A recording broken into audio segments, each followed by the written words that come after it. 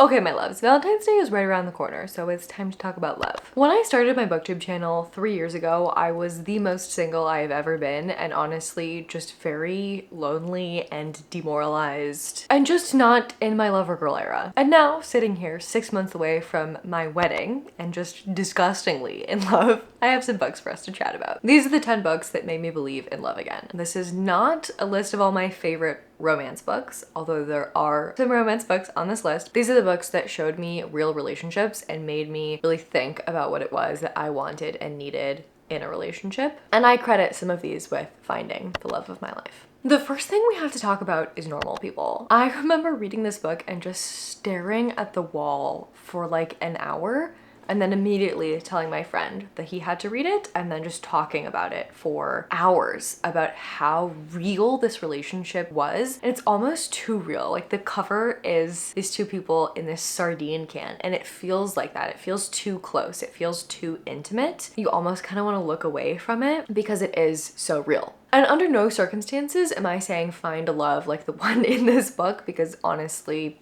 miss me with that. But for lack of a better word, it is just so normal and so real. So we are following two individuals, and they are at times in the book together, at times not together, and it's just this story of them, how they started dating in high school, and like the power dynamics that are in their relationship. One of them was more popular than the other one, and then things sort of shifted when they went to university, and just the way that they are growing and changing as individuals, and their relationship to each other is growing and changing. The whole time I was reading this, my brain was just spinning, thinking about what it was that I wanted in a real world relationship. I feel like a lot of times when we see relationships, it's in a romance book, and so we don't get to see what happens after you fall in love, and just the intimacy of a relationship I think has never been written better than it has been in this book. And it really made me think about what it was that I wanted out of that intimacy, and how once you get that close to someone, like the responsibility of being that close to someone. And also I was just marveling at Sally Rooney and the way that she writes. So if you're looking for something that gives you stark reality, this is it. But before we get too far into this, we can't do a video about romance without talking about the queen herself, Emily Henry. Funny Story is the one that I want to talk to you about. I love all of her books. I've given most of them 4 or 5 stars. But this book specifically starts with my worst nightmare in a relationship and ends in just the most adorable thing possible. So first, the nightmare aspect. Our two main characters are both engaged. Their fiancés break off the wedding. Our female main character, Daphne, her ex breaks off this wedding a month before they're supposed to get married, which, sitting here 5 months away from my wedding, I cannot even imagine being a month away from getting married and having my fiance realize he's been in love with his girl best friend from childhood all along. Like, horrifying. Anyways, they break up. The girl best friend was also engaged to this guy named Miles. So Daphne and Miles end up moving in together because Daphne got kicked out of her ex's house. Just this like shared grief that they go through bonds them so quickly. Miles is watching Bridget Jones' Diary and sobbing, and she kind of comes home and is like, yeah, fair. And then they get the wedding invites for their ex's wedding, and they get drunk, and they're just like in this shared grief together, and they RSVP yes to the wedding, and her ex calls her and is like, oh, you don't have to come because I know you're just so alone and it's okay if you don't want to come. She's like, no, I'm dating someone. I'm bringing someone. I'm bringing Miles. I'm dating him. They end up fake dating, but they fall in love. And I love the way that these two people, Miles and Daphne, are very different from each other, but they complement each other so well. We hear this messaging that your partner needs to be exactly the same as you, and they need to like the same things. If you're really into sports, your spouse also needs to be really into sports. And if you're an introvert, they also need to be an introvert. If you're an extrovert and you like to go out and you like to go to parties and you like to be around people, your spouse also has to be that way. I just like do not believe that at all. Like, yes, Dan and I have shared values and morals, and I think that's really important. We could not be more different, and I wouldn't have it any other way, because I don't want to date myself. I feel like a marriage and a relationship is like a business, right? You're each other's family.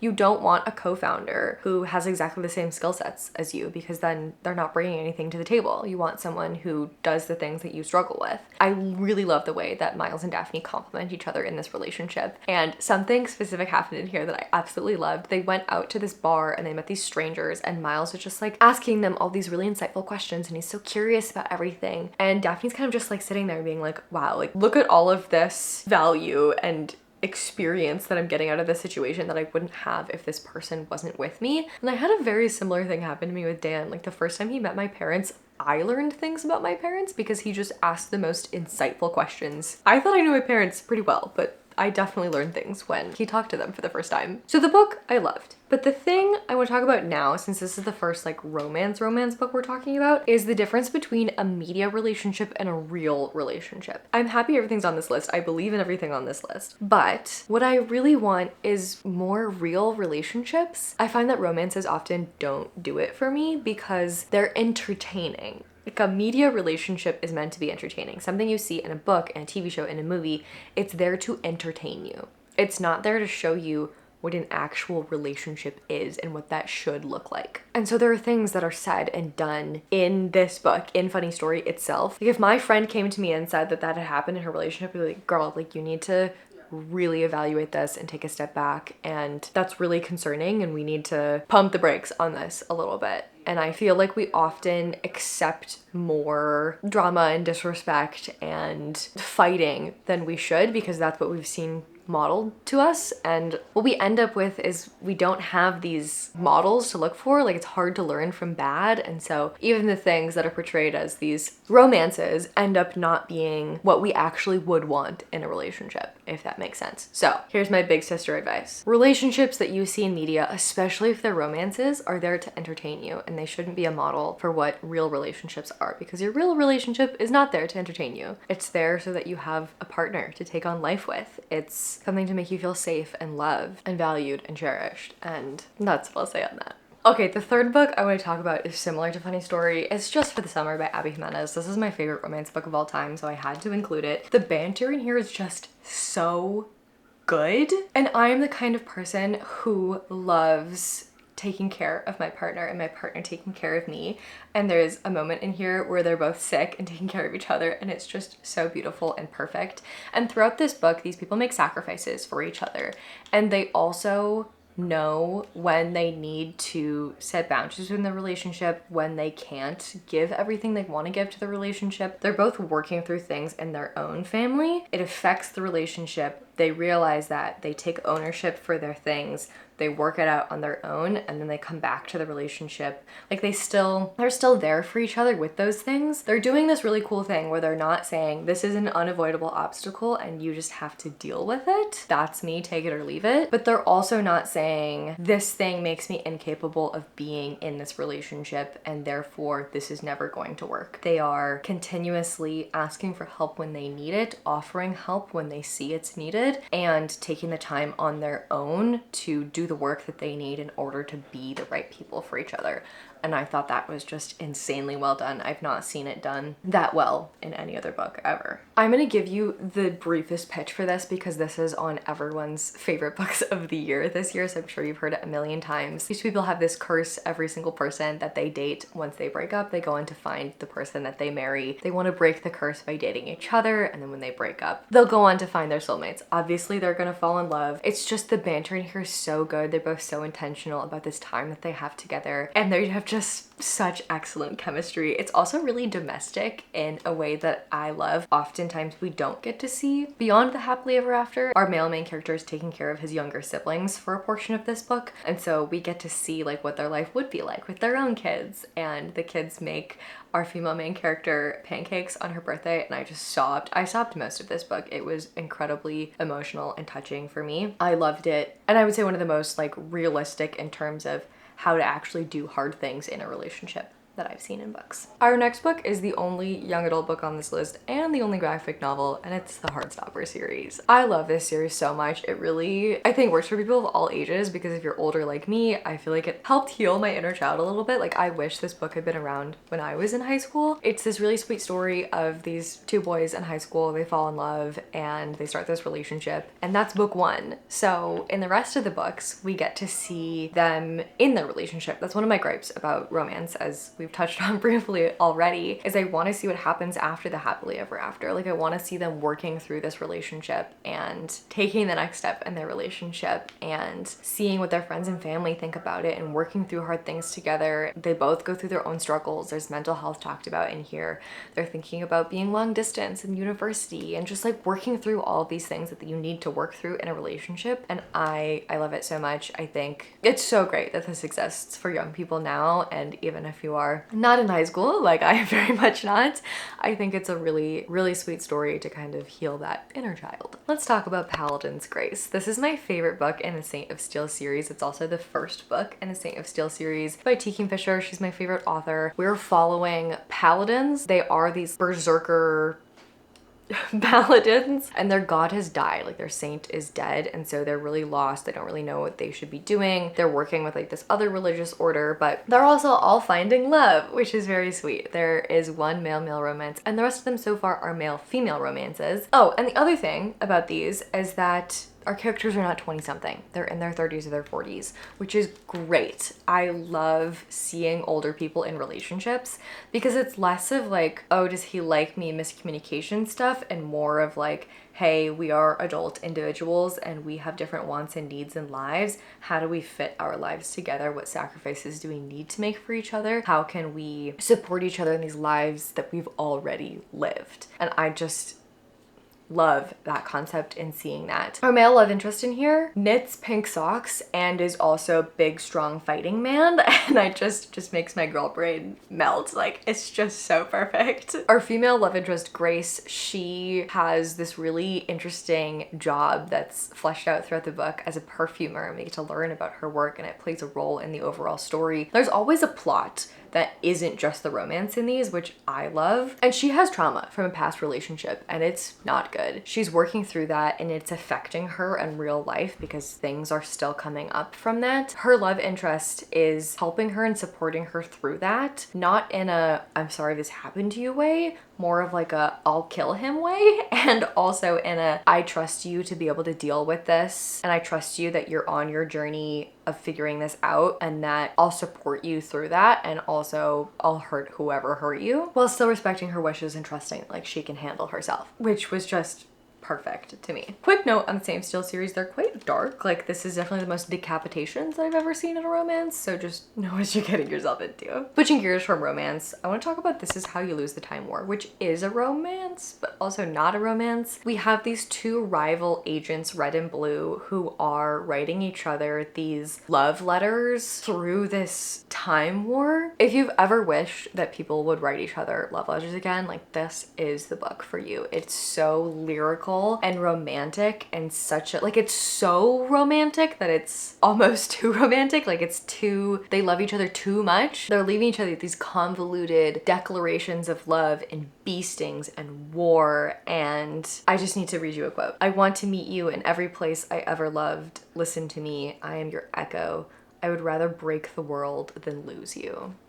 Stunning. The language in here is just exceptional. If you want inspiration to write your own love letters, this one's great. I also want to talk about Cancel Treason Without Tea by Rebecca Thorne, because this was the first romance that I read where the relationship was already in place at the start of the book. It's a cozy fantasy. It follows a similar trope to Legends and Lattes, where we have these two individuals, these two women who are in this relationship, and they are opening up a bookshop together where they also sell tea. And they're kind of fleeing these circumstances. The stakes are quite a bit higher than Legends and Lattes. We go on quests and there are dragons and griffins and all sorts of cool stuff going on. But the center of it is these women in this relationship taking their relationship to the next level, and they're really taking a risk of leaving their past lives to be together and sort of figuring out how to live together and be around each other and support each other. And they both have these quirks and these habits that are maybe not always the best, and they're like helping each other and supporting each other through that. And I just love seeing that relationship unfold. And I'm excited to read book 3, which is coming out this year, where they're finally gonna get married. Okay, these next 3, not romances, a little bit out of pocket. The first one is another cozy fantasy. I just have to mention The Teller of Small Fortunes. Our main character is not in a romance. There's really not a lot of romance in here. We do talk about relationships quite a bit. There's like a flirtation that's going on that kind of gets shut down. But there is a man in here who is married and he loves his wife so much. This is the love that I want, because he is on the road looking for his daughter, doing everything he can to protect and support his family. And the whole time he's just making these adorably cheesy songs, like love songs about his wife and her stew that he loves so much, and like comparing her to rabbit fur and just all these things that he loves that are maybe not what you probably want to be compared to, but it's it's just so him, and it's so sweet and tender. And I loved it. I enjoyed this book, The Teller of Small Fortunes. It was my book club book for my channel membership. We had a great time reading it together. It's a very sweet, cozy fantasy. I encourage you to check it out on your own. But I'm not gonna pitch it here because it's not really a romance. I just had to mention this man and his love for his wife and her stew. Okay, 2 left. This one is quite a bit darker than the rest of the things that we have talked about because it's about postpartum psychosis. It's called What Have I Done? Every single recommendation video that I do, I just want to talk about this book because it's dark, it's hard, but it really shows you that there are people out there who will make sacrifices with you to help you when you are not yourself. And there are people out there who will stick by you when you're going through the darkest point in your life, and who will help you so that you can get to a position where you can be that person that they fell in love with. I think that's not a story that we see often, is like someone going through a really hard time and having enough trust and respect and goodness built up in that relationship that their partner knows that something is wrong and can help them get the help that they need so that they can go back to that incredible place where they were so happy and they could both be contributing to that relationship again. Laura Dockrell is incredible. I'm really excited to read the rest of her work. This is the first thing that I've read from her, but I'm really excited to read some of her other books because she is an author who's written multiple things. This is her story about postpartum psychosis, and it was something that I am really, really grateful that I read now, and I think I will read again and maybe encourage Dan to read before we have kids, because it was just really, really eye-opening and real and raw and nonfiction. So it's a real relationship that you get to see on the page. Okay, and then the last thing, this is the book that I credit for my relationship, because I don't think before reading this book that I would have been the version of myself who could have the incredible relationship that I have now. I've read this book maybe 4 or 5 times now. I think I'm due for a reread. I'd like to read it one more time before we get married. It's called How to Not Die Alone. Don't let the cover or the title dissuade you from reading it. It is so good. It is so well researched. It is backed up by facts and science. And it also is an entertaining book to read because we're talking about actual people, seeing their stories and seeing kind of what happens when they shift their mindset. They're able to have such better relationships. And so what Logan Ury is doing in this book is she is kind of like sitting you down as a friend, being like, hey, we're gonna just focus on you right now, and we're gonna see, based on your life and your experiences and the things that you've seen and witnessed, how you show up in relationships and how you approach dating. And we're gonna focus on breaking down some of these beliefs that are holding you back from having the relationship that you want. So you take a quiz, you figure out like what your profile is, you understand like what the thing or things are that are holding you back. Of course, it's obviously much more complicated than that, but the whole book kind of talks about how to approach dating in the modern age, how to meet people in person or on the apps, how to show up on a first date, on a second date, how to evaluate how that makes you feel, how to pick your person, how to know when you're ready to move in together or to settle down and get married, how to know when it's time to break things off, how to break up with someone. Like, it's got everything that you need in it. And if you're here and you're sitting here before Valentine's Day and you need some big sister advice and you want a fantastic relationship, read this book. Please, please, please read this book. I think all the fiction that was on here before and the nonfiction book as well, I think everything is super valuable. But if you're looking for a book to actually take that action and make that change, this is the book that is going to help you to find and keep that incredible relationship that I know you deserve. And that's it. Those are the 10 books that helped me to believe in love again. I hope you will have a wonderful Valentine's Day. Nourish those relationships with yourself, with others. Love is in the air, and I think we should all be embracing it. If this is your first time to my channel, I would love for you to stick around and subscribe if you like what you saw here. Books and reading and life experiences are how I grow as a human, and I would love to take you along with me for those lessons and that journey. And I will see you next week. Bye.